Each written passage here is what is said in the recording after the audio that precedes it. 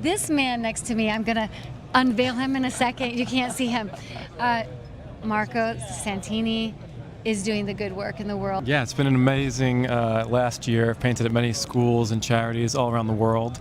I've basically found my life's purpose to spread love and positivity through art and education. One, what does it feel like to now be recognized in the culture of fine art? Amazement, like, oh my gosh, you've done this. I can't believe it. And now this is my new reality. And in blockchain, so how does your art transcend the modern art world and the fine art world into blockchain? Well, I like to say that I mirror the spirit of communities. So I go into communities all around the world, and I like to go in objectively and ask them a unifying question. In this case, we're at the Bitcoin conference. What does Bitcoin mean to you?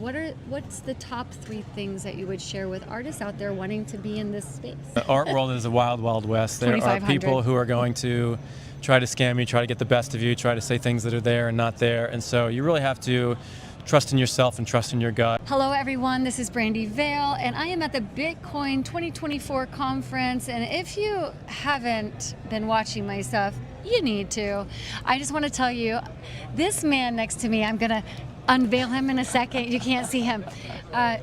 Marco Santini is doing the good work in the world. As you know, the good work in the world means that you get to be a part of something great or even greater called Bitcoin, blockchain, and the artist movement. Thank you so much for taking this interview. Of course, thank you.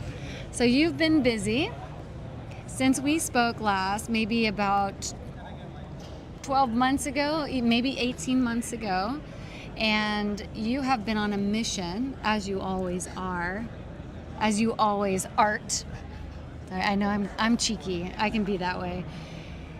Doing the good work, helping to share financial literacy, helping people to be more in their truth. So can you share a little bit about your artwork and what's going on? Yeah, it's been an amazing last year. I've painted at many schools and charities all around the world.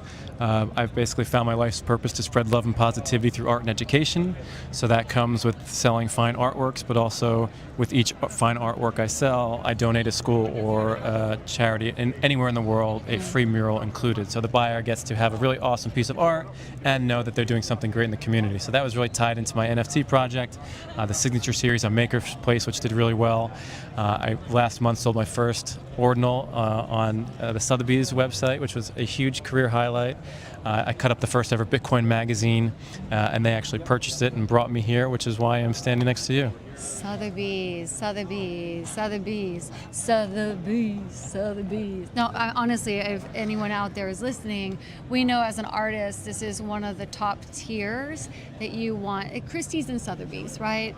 You want 1-2 punch right there. Yeah, you want to make sure that if the world is going to see your art and it's going to have an impact in the world, and collectors, they just love it. They're not trying to, sell it right away. They're trying to keep it, and it's meaningful to them. So a couple of things I want to ask you is, one, what does it feel like to now be recognized in the culture of fine art? I look back, and my younger self would definitely be in amazement, like, oh my gosh, you've done this. I can't believe it. And now this is my new reality. So I'm really trying to be just respectful of it. I feel like I've been leading life with gratitude and appreciating not only all my awesome experiences, but the great people and supporters and family and friends and incredible wife who have helped me get there. It's been a wild journey, and just staying true to who I am and what I want to do has really helped me get there. I can feel you as an empath. I can feel that this story is deeper than the book cover. So can you share a little, why did you start sharing this abundant way of seeing life, colorful, out of love? Where did that come from? Was that your parents, or what happened? I was very lucky to grow up in a very supportive family. They were always encouraging me, telling me it was okay if I failed, as long as I was learning, and I just felt unstoppable, like I could do anything. And I wanted to share that kind of hero mindset with anyone I was around. And when I met my wife, she just gave me this incredible love and helped me create my first One Love logo with love in over 100 different languages. And it was really this kind of mixture of like, I want other people to feel this way. If other people felt this way and felt limitless, like what could they do? And so I started working with different schools around the world and trying to preach that to different students in art classes and just trying to share this kind of unlocking potential with whoever I could, and to see incredible, resources from that has just been incredibly rewarding. It's really important, the family. Oh yeah. My mom would not ask me what I was doing. She would ask me why I was doing from a very early age, and I felt like that kind of allowed me to think about when I was doing all these crazy things, from throwing paints to exploring here to painting out in the rain to trying to, put two different materials together. And I just feel like it's creating that, that curiosity loop, making you kind of think about it and kind of go beyond and feel okay in yourself to create what you want. That's like real creative freedom and real success in my book. Yeah, because there's so many whats, right? We live in an abundance economy. And there's so many whats. What are you going to do? What are you going to be? This process of why, which is highly connected. So I appreciate that. And we're doing it in Bitcoin. We're doing it in blockchain. So how does your art transcend the modern art world and the fine art world into blockchain? Well, I like to say that I mirror the spirit of communities. So I go into communities all around the world, and I like to go in objectively and ask them a unifying question. In this case, we're at the Bitcoin conference. What does Bitcoin mean to you? I'm taking all these answers, I'm feeling the pulse, the energy of everyone here and capturing that into a single piece. And so for me, I'm trying to visualize the essence of who we are in a single piece. I think that is part of the blockchain. I think that's part of our in-person connection. I think that more importantly, it's part of the community. I love going into different communities objectively, without fear, without judgment, and trying to understand who they are and trying to transcend that into a visual medium. Mm-hmm. This is just one of your pieces. You're in India. I remember when we first met, right? When we first met, you were traveling to India and you were doing a mural at a school. I painted a school for children with autism, and I also painted a mural on the newest museum there, the Museum of Art and Photography in Bangalore, India. I basically asked people on the streets, people in the museum, people on social media what art meant to them, and then I painted this giant 200-foot wall, the huge wall right before you walk into the museum. You see this. It was the most impactful impactful mural I had done. I think mostly because of the notoriety, but also just really having that trust from such a high institution saying, we believe in what you're doing, we believe in taking this community and bringing it to life through your work and being able to show it with the world. Listen, everyone, this is not just an artist. There's so many NFT artists out there, so many artists out there. This is Marcos. He is truly been put here on this planet to inspire the artists to go to the next level, to understand the future of wealth. And I put that on the spinning of this conversation because can you please tell everyone, look, if you're an artist out there, it's your time right now.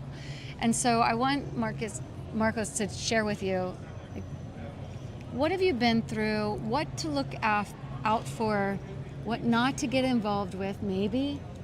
What's the top 3 things that you would share with artists out there wanting to be in this space? Definitely tough to limit it to 3. The art world is a wild, wild west. There are people who are going to try to scam you, try to get the best of you, try to say things that are there and not there. And so you really have to trust in yourself and trust in your gut. Maybe have a core group of people who you trust, who you can run ideas by. When I started out, I had no idea how to make money in the art world. I didn't even know there was a profession I could be. I was just basically creating customized gifts for friends and family. So anytime I went to a birthday, a wedding, an anniversary, a housewarming, anytime I had to spend money on a gift, I would invest that in myself and try to create a custom gift that would be really unique for that person. And each time I did that, they were really, impressed, excited. They put it on their wall, they'd tell people about it, they'd share it on social media, and it slowly started to grow. And it really taught me to figure out how to value my time, to push me in different creative directions, and just the idea of how to make people really, really excited with custom ideas that nobody else has that I could then also translate for other people. I think each of us are artists and creatives in our own way. I define creativity as being able to take our thoughts and turn them into actions. We all do that in a very unique set of ways, but specifically with the art world, I feel you have to figure out how you value your time, how you value your freedom, what success means to you. I think once you define success, you can figure out where your kind of North Star is and you can go toward that. Otherwise, you kind of can be a little bit lost and meandering around. So definitely define success, definitely figure out how you value yourself, friends and family and people who can support you, who can believe in you, who can invest in your work or help you find the way. Networking are all some of the things I'd recommend to the young artists out there. How to define your time and how to define your freedom, and to network with your friends and get your work out there. You're probably already doing it. Us as artists, we share our work wherever we can, but defining your time, I want to say, is not about time as money anymore. Time is value, and value in a marketplace that is substantial. You only have to learn what tools to use, and you hang out with the right people, the right mentors, and you follow the people who you really want to support. So I thank you so much. Oh, thank you. This is awesome. Yeah, it's a wonderful that we get to reconnect. I did intuitively text you today. That's so random and awesome. Yeah, I didn't even look at my WhatsApp this morning. I know, and I walk in and you were one of the first people I saw, so Meant to happen. Thank you so much. meaningful.